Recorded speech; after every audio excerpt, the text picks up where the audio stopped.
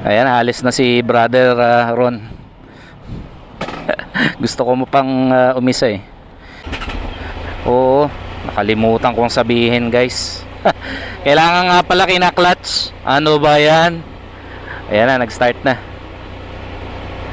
Isang ikot na lang ako. Stock to. Stock ganito na yung ano niya. Ganda oh, naka-bar end na side mirrors oh.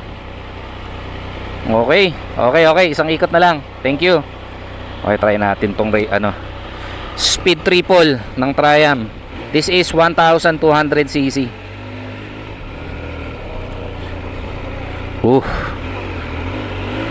Medyo tiptoe lang tayo dito ng bahagya.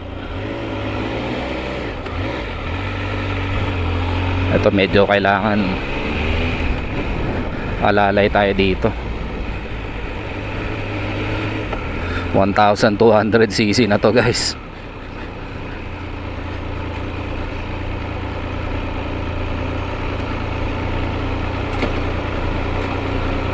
Uy, hindi ko mahanap yung neutral nya.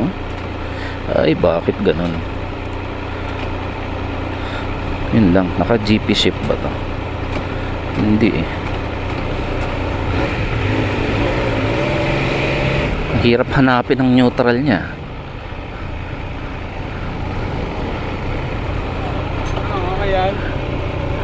Mahirap hanapin ang neutral. Ayun. Ang hirap hanapin ang neutral.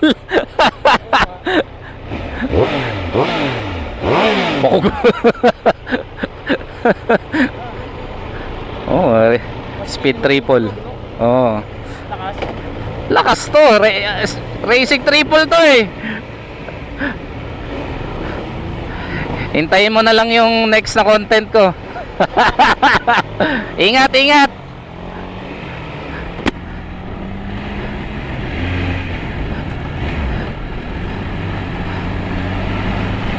Oh, mainit lang yung tangke niya, no? Ganun yata talaga kasi ano na to eh, 1000cc na to eh.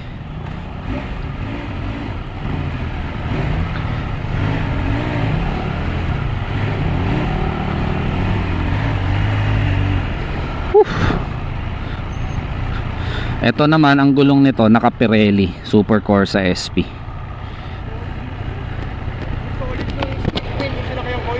Oo. Oo. Magkano? Magkano presyo? 700. Oh, pwede na. Pwede na.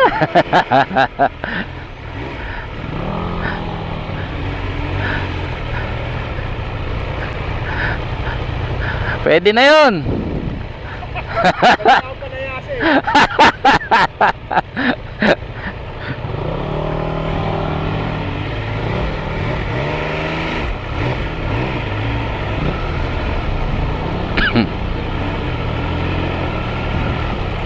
Ito I can tell malakas din to. Yun nga lang hindi natin na matetest ng maayos, no? Kasi nga traffic eh. Dapat to talaga yung libre freeway talaga.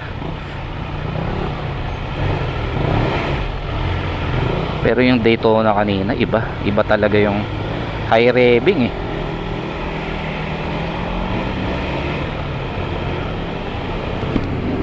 Parang may grunt din siya.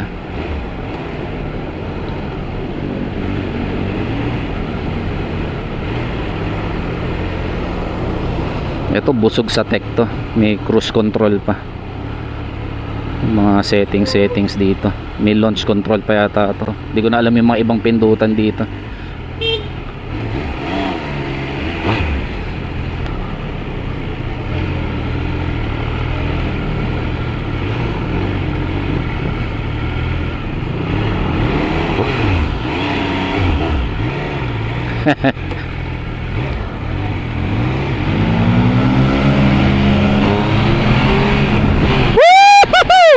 Ang lakas guys. Teka, mag-overshoot tayo.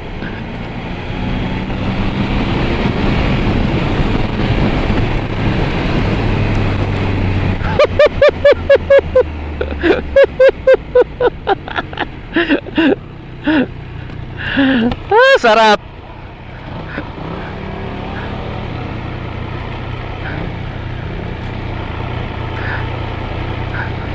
Ang sarap guys.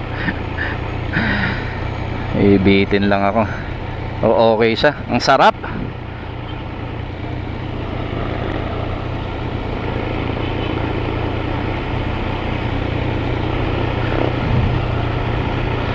Kiles na to, kiles na guys.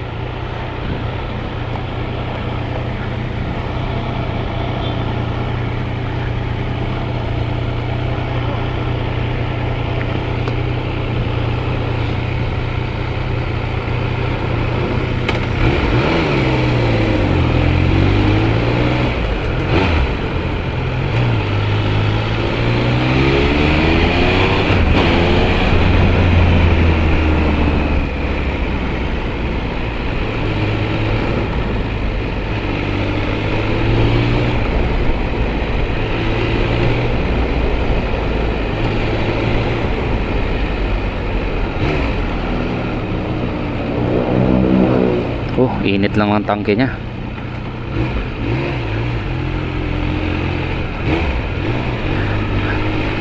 Parang piniprito yung hita ko.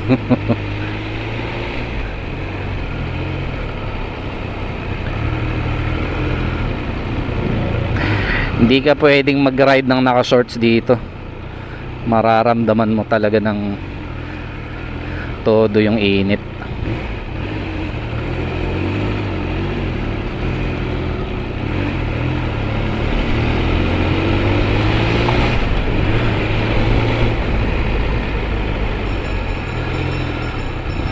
So ito upright din to, pang street, naked sport. Kung mahilig ka sa mga naked sport na bikes, baka ito na yung motor na para sa'yo.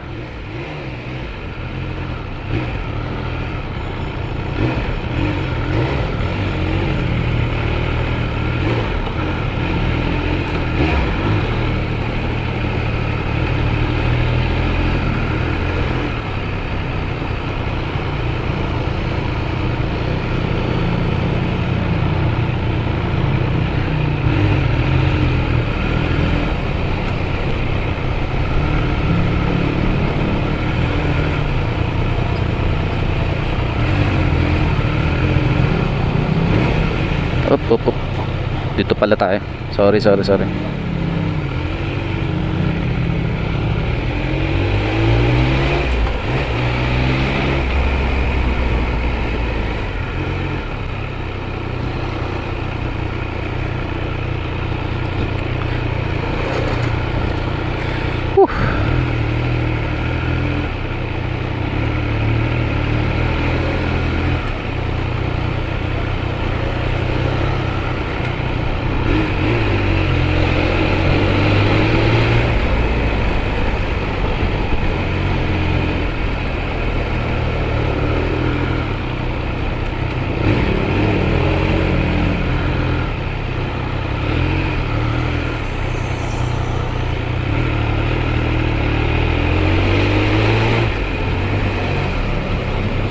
Mataas saka malapad yung handlebar niya.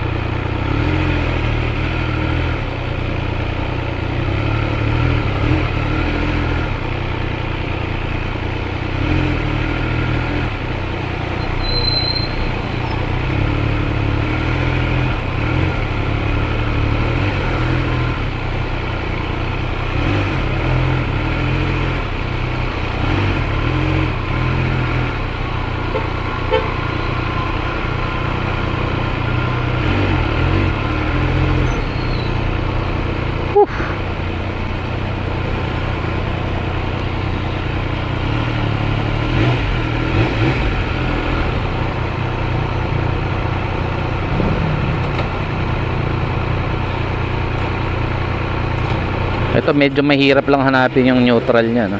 Hindi lang ako sanay. Pero yung dalawa kanina, madali lang hanapin yung neutral. Tapos wala na siyang visor sa harap. Kaya pag tumatakbo ko ng mabilis dito, Salo mo yung hangin. Hindi ko lang alam kung nalalagyan to ng visor. So sa may mga ganitong klase ng motor, pa-comment kung ano yung mga pwedeng accessory na ilagay dito, no?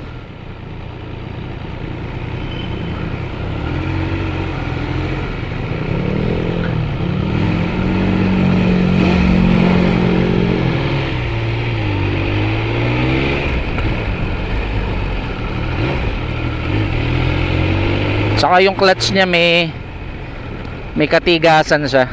Hindi ko alam kung dahil ano na siya, for service na siya o ganun talaga.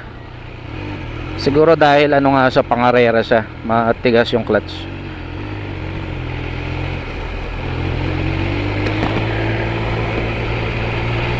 Or hindi lang ako sanay. Pero yung bite ng preno niya, okay naman. Tsaka yung handling niya okay din. Madali lang din siyang iwas. Yun lang, hindi ako sanay. Mainit sa legs.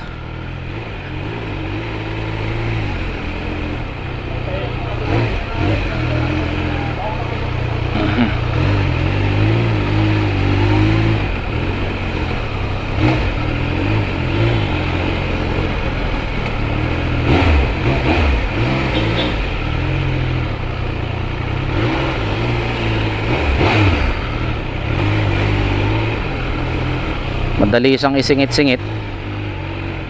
Kahit 1200cc siya. Very nimble, tsaka flickable.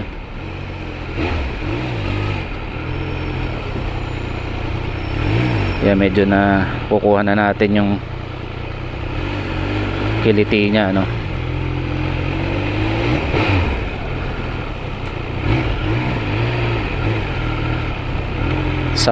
Sarap din.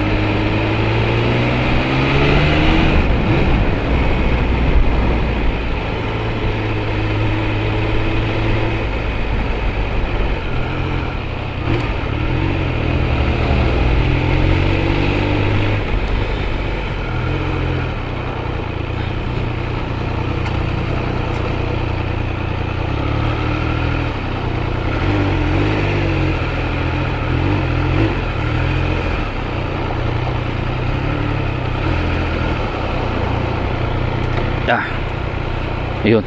Natsambahan natin neutral.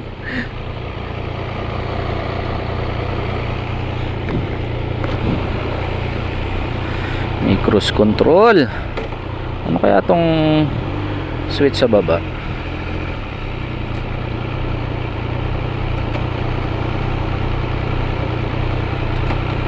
Hindi natin mahanap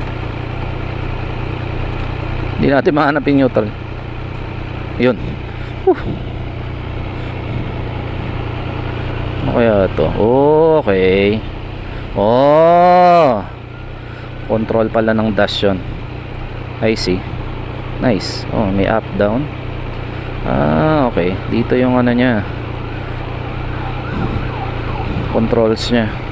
Meron din siyang hazard. Meron din siyang lock. Hindi na muna natin papakialaman yan kasi hindi natin kabisado tong bike. Then high beam, ganun din. You have to press it para mag high beam. Tapos parang pag low beam kailangan i-press mo rin. Yung hazard switch niya nakahiwalay. Dito siya sa kanan.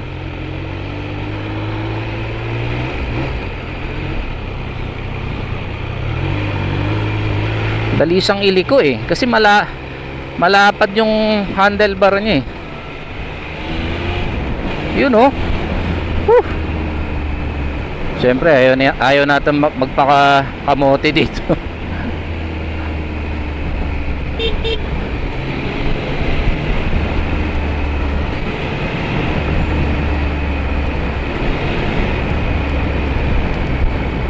Tingin ko ang power band nito more on sa dulo eh. Yeah, definitely sa dulo.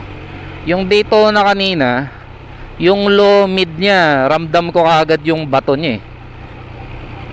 Pero ito medyo mabait pa siya eh. Sa low tsaka sa mid.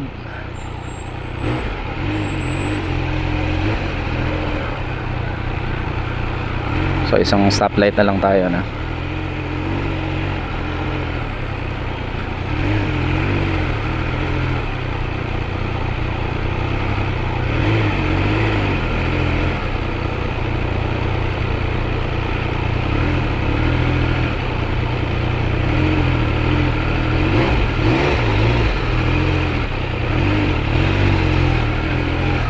Ingat lang tayo.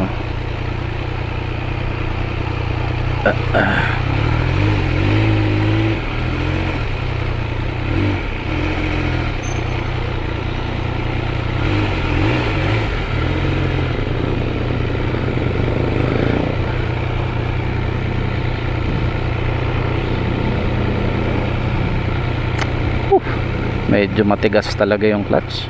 Para akong nag-hand grip.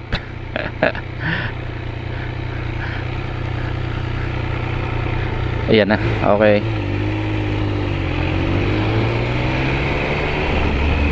Ito na tayo. Woo!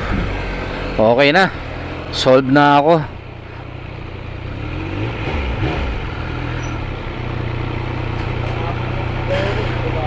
Woo! Okay na.